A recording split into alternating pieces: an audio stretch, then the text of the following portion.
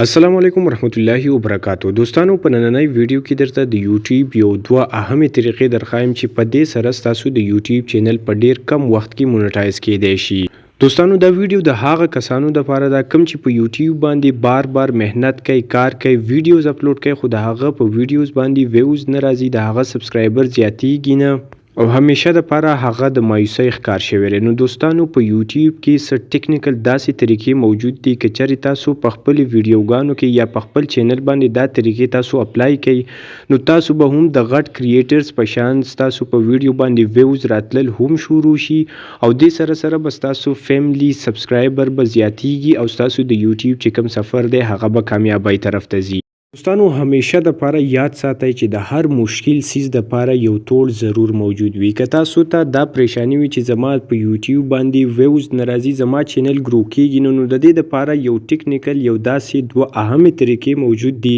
هم د نن نه تاسو د خپل ویډیوز کې په خپل چینل باندې اپلای کړئ او د نن نه بعد تاسو د خپل چینل په ګارانټۍ سره ریزلټ ته ګورئ چې په ډیر کم وخت کې به تاسو ته د دې ریزلټ پته ولګي او ډیر کم وخت کې به تاسو د یوټیوب چینل مونټایز شي.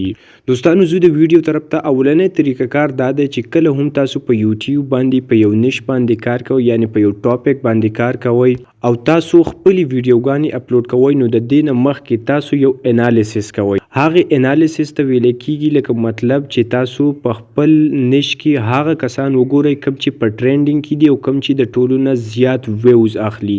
دوستانو تاسو د هغه تمنیل سټډي کوئ، د هغه تاسو ټایټل سټډي کوئ او هغه چې په ویډیو کې کوم ټاپک باندې خبره کړې ده یا کوم سیز ایکسپلین کړی دی هغه تاسو وګورئ. اوس دوستانو په دې ځای کې تاسو کاپی پیسټ بالکل مه کوئ، بلکې تاسو د هغه د ویډیوز نه، د هغه د تمنیل نه، د هغه د سکرپټ نه تاسو په دې ځای کې نالج واخلئ. دوستانو همیشه دپاره دا خبره هم ذهن کې یاد ساتئ، څومره چې هم غټ یوټیوبران دي نو هغه هم د خپل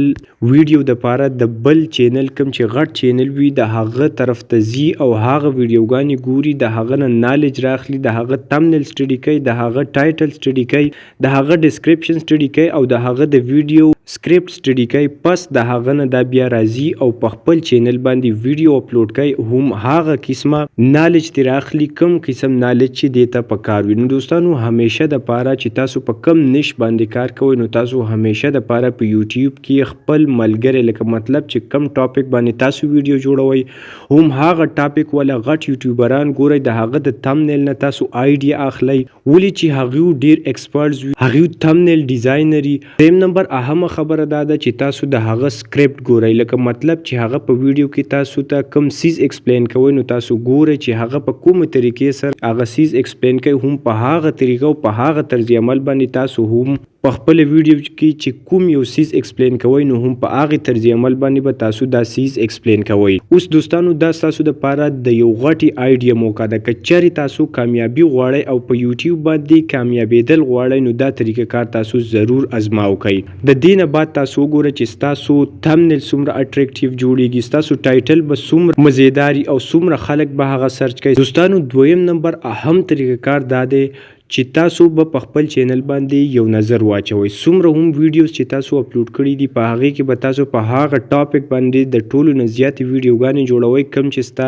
چینل کې د ټولو نه زیات ویوز اغستې وي. دوستانو دا ډیر اهمه خبره ده او دا خبره ستاسو د یوټیوب په چینل باندې د کامیابېدو اهم راز جوړېدی شي. په خپل چینل کې تاسو سټډي کوئ چې کوم یو ټاپک باندې تاسو ویډیو جوړه کړې ده او په هغه باندې ویوز راځي نو تاسو پوه شئ چې ستاسو د یوټیوب الګوریتم هغه قسمه ویډیوګانې پروموټ کوي. نو تاسو کوشش کوئ چې په هغه ټاپک باندې تاسو بار